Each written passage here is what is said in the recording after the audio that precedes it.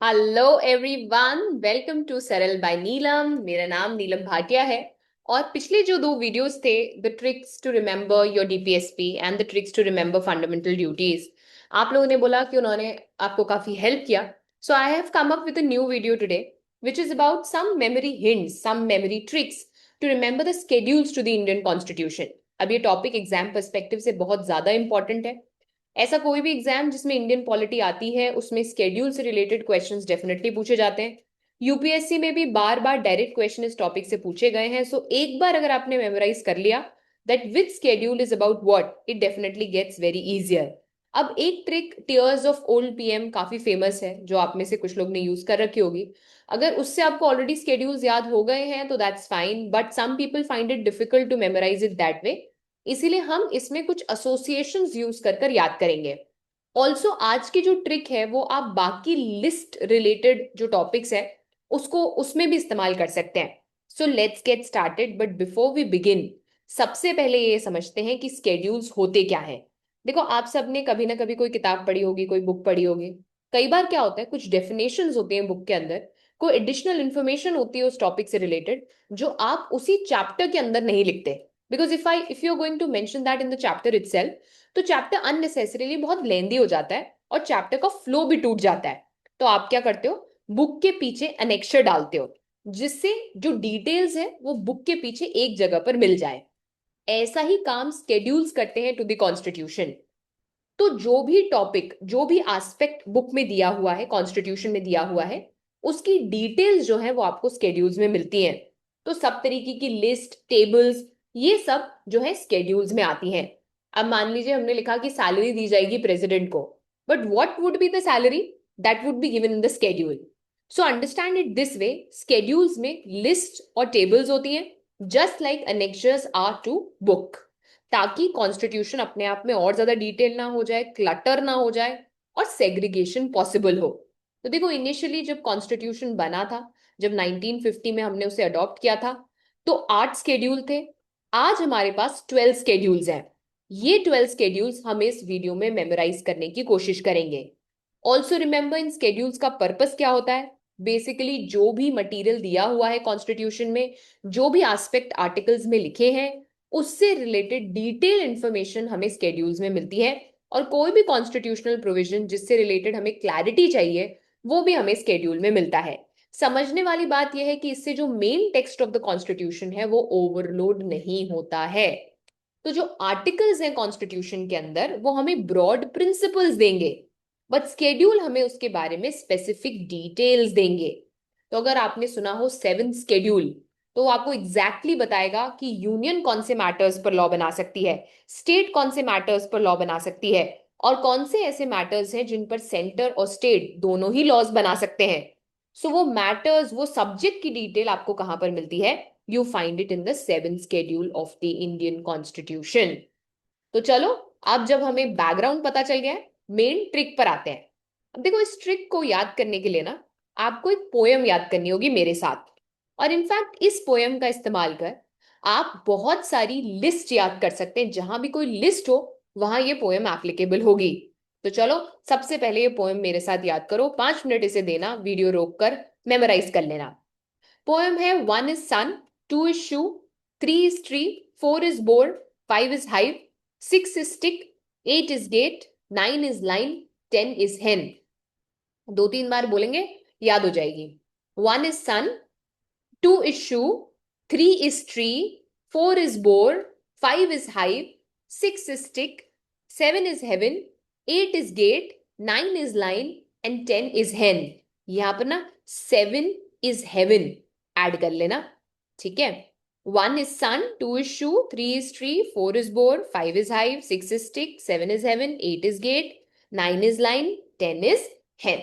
अब ये पोयम अगर आपको याद हो गई हो, तो हमें क्या करना है, यहां से एलिमेंट्स लेकर will just pick up the elements और उसे हम नंबर से एसोसिएट करेंगे। तो 1 से क्या एलिमेंट एसोसिएटेड है वो स्टोरी याद करेंगे, 2 से क्या एलिमेंट, 3 से क्या, 4 से, ये अभी आपको 1 मिनट में पता चल जाएगा। बट पहले आप वीडियो को रोकिए और अपने आप से पूछिए कि क्या ये पोयम आपको याद हो गई है। तो चलो, लेट्स गेट स्टार्टेड। अब याद करो, 1 इज सन, तो स्केड्यूल 1 से मुझे एसोसिएट करना है सन।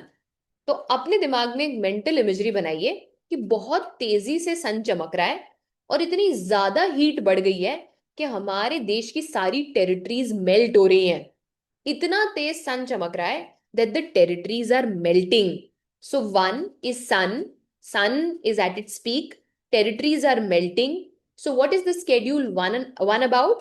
It is about the territories of the state and the UTs.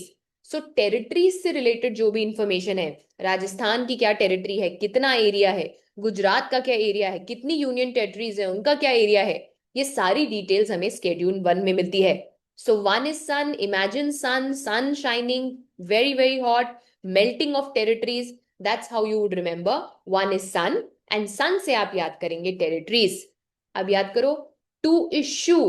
तो एक mental imagery बनाओ कि शू में बहुत सारा पैसा लेके, कैश लेके, सैलरी लेके लोग जा रहे हैं। सो सैलरी लेने का दिन आया है and people are carrying it in shoes, रखने की और कोई जगह नहीं है तो शूज में लेकर जा रहे हैं। टू इज शू। सो अब इसको देखिए लिटरली नहीं लेना, obviously it is for imagination purpose, ताकि हमें याद हो जाए। तो शू में आप पैसा लेके जा रहे हैं, तो टू इज शू। तो इससे आप क्या याद करेंगे, जो सैलरीज हैं, जो पैसा है, जो अमॉलमेंट्स है, वो आपको कौन से स्केड्यूल में मिलते हैं, सेकेंड स्केड्यूल में। Two is shoe, shoe, shoe में पैसा, ये इमेज आपको याद आनी चाहिए। So schedule 2 is about salaries, emoluments, privileges, ये सब आपको स्केड्यूल 2 में मिलते हैं। Now 3 is tree. So tree से आप याद करिए ऑलिव ब्रांच। ऑलिव ब्रांच होती है जिसको लेकर ओथ ली जाती है। सो 3 इज ट्री। ट्री से आप क्या याद करेंगे, ऑलिव की ब्रांच जिसको पकड़ के ओथ लिया जाता है। So schedule 3 is about oaths and affirmations. 3 is tree, tree से याद करेंगे हम ऑलिव ब्रांच, क्या कर रहे हो, ओथ ले रहे हो। सो 3 याद क्या रहेगा आपको, oath and affirmation. Then schedule 4, 4 से याद करेंगे, 4 इज बोर। 4 is bore. अब इंडिया के अलग अलग स्टेट से अलग अलग बोर्स आ रहे हैं, कहीं से कम बोर आ रहे हैं, कहीं से ज्यादा बोर आ रहे हैं, कहीं से और कम बोर आ रहे हैं। और ये बोर आकर कहाँ पर बैठ रहे हैं, राज्यसभा में। सो इमेजिन करो हर स्टेट से बोर्ड्स आ रहे हैं, नंबर अलग अलग है। तो स्केड्यूल 4 में हमें क्या मिलता है कि क्या रिप्रेजेंटेशन होगा सीट्स का in Rajya Sabha, what would be the allocation of seats in Rajya Sabha from all the states. 4 is bore, that's how you can remember. Now 5 is hive. तो हाइव से आप क्या याद करेंगे, हाइव, 5 इज हाइव। हाइव से आपको याद आना चाहिए मधुमक्खी, मधुमक्खी का हाइव। सो मधुमक्खी, शहद अच्छी मिलती है बहुत ट्राइबल एरियाज में, right. So that's how you can remember scheduled areas and scheduled tribes where you get hive, beehive, वहां पर आपको हनी मिल जाता है।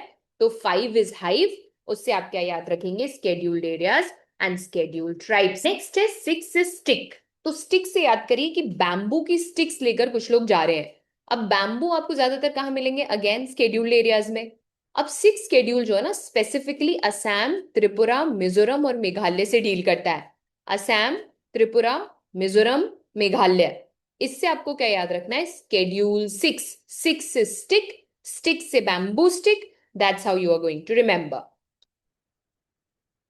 याद करो 7 इससे क्या था, 7 इज हेवन। अब हेवन कब होगा, जब कोई लड़ाई नहीं होगी, सब पीसफुली होगा।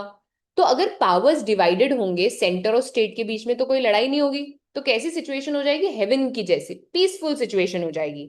सो 7 इज हेवन। हेवन मतलब परफेक्ट डिवीजन ऑफ पावर हो रहे हैं और हेवन लाइक सिचुएशन हो रही है और कोई लड़ाई झगड़ा नहीं हो रहा है। 7 इज हेवन। अब 8 क्या था हमारा, 8 इज गेट। तो गेट से ना सारी लैंग्वेजेस बाहर आ रही हैं, हिंदी, बंगाली, मराठी, तेलुगु, ये सब किससे आ रही हैं, they are coming out of a gate, gate से बाहर आ रही हैं। सो गेट से बाहर आ रही हैं लैंग्वेजेस। इससे आप क्या याद रखें, 8 इज गेट, गेट से लैंग्वेजेस बाहर आ रही हैं। So what is schedule 8 about, schedule 8 is about 22 official languages. 22 official languages, 8 is gate, official languages किससे याद करेंगे, स्केड्यूल 8 से। 9 इज लाइन, 9 इज लाइन। अब देखो लाइन किसके आपने ड्रॉ करी, आपने एक लाइन ड्रॉ कर कर बोला कि भैया इस लाइन के नीचे जो भी आएगा उसके ऊपर जुडिशियल रिव्यू नहीं होगा। तो हम एक लाइन बना दे रहे हैं इस लाइन के नीचे जुडिशियल रिव्यू एप्लीकेबल नहीं होगा। 9 इज लाइन। तो स्केड्यूल 9 क्या बोलता है कि जो भी आपने प्रोविजंस स्केड्यूल 9 में डाले हैं they'll not be applicable for judicial review. However of course इस डिसीजन को ओवरटर्न कर दिया गया है और अब स्केड्यूल 9 में डाले जाने वाले एक्ट्स और लॉज भी जुडिशियल रिव्यू के तहत आते हैं। बट 9 स्केड्यूल का पर्पस क्या था? 9 इज लाइन। लाइन के नीचे जो भी आ रहा है उस पर जुडिशियल रिव्यू नहीं होगा। आप मुझे बताएंगे वो कौन सा केस और कौन सा ईयर है जब से जुडिशियल रिव्यू 9 स्केड्यूल पर भी एप्लीकेबल है इन the comment section. So 9 is line, 10 is हेन। सो हेन को कभी आपने देखा कैसे इधर से उधर भागती हैं फटफट कर? वैसे ही डिफेक्शन में क्या होता है, कभी यहां जाता है कभी यहां जाते हैं। आपने फेमस सुना होगा द फेमस स्टोरी ऑफ आया राम गया राम। तो कभी यहां गए कभी वहां गए, कभी इस पार्टी को ज्वाइन किया कभी उस पार्टी को ज्वाइन किया। इसी को हम डिफेक्शन बोलते हैं और इसको सॉल्व करने के लिए जो किया जाता है उसको हम एंटी डिफेक्शन बोलते हैं। तो एंटी डिफेक्शन किसमें है? 10 स्केड्यूल में। सो स्केड्यूल 10, 10 इज हेन, एंटी डिफेक्शन। अब 11 और 12 को ना हम थोड़े से अलग तरीके से याद करेंगे। देखिए 11 इज एक और एक 11 होते हैं। ये जो फीलिंग है ना ये विलेजेस में बहुत ज्यादा होती है एक और एक 11 की। तो पंचायती राज आपको कहाँ मिलता है? स्केड्यूल 11 में। बिकॉज दैट फीलिंग ऑफ एक और एक 11 is very strong in villages. So schedule 11 किससे डील करता है? पंचायती राज इंस्टीट्यूशन से। अब स्केड्यूल 12, बड़ी बड़ी हाई राइज बिल्डिंग्स कहाँ पर मिलती हैं? अर्बन एरियाज में। 12-12 मंजिल की बिल्डिंगें कहाँ पर मिलती हैं आपको? शहरों में। So schedule 12 is about what? Big buildings, towns and municipalities. So schedule 12 is about municipalities. 11 is about panchayat and 12 is about municipalities. मैं आपको एक प्रॉमिस कर रही हूँ, अगर आप इस वीडियो को 2 बार देख लेंगे you are definitely not going to forget कौन सा स्केड्यूल किससे डील करता है।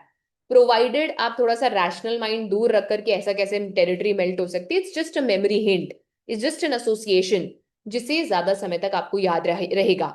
सो मेक श्योर आप पहले इस पोएम को याद करें। It's hardly going to take you 5 minutes। Then you watch the video and then you watch it again on 1.5 and 2x and let me know your score. अपने आप को test करिए।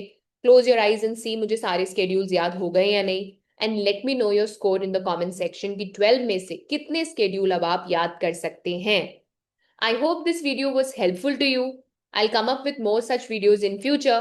So if you like this video, make sure that you like it. I would appreciate if you can share it with your friends. And if the content was helpful, maybe you would also like to subscribe. Take care everybody. अच्छे से पढ़ाई करिए and I'll see you in the next one.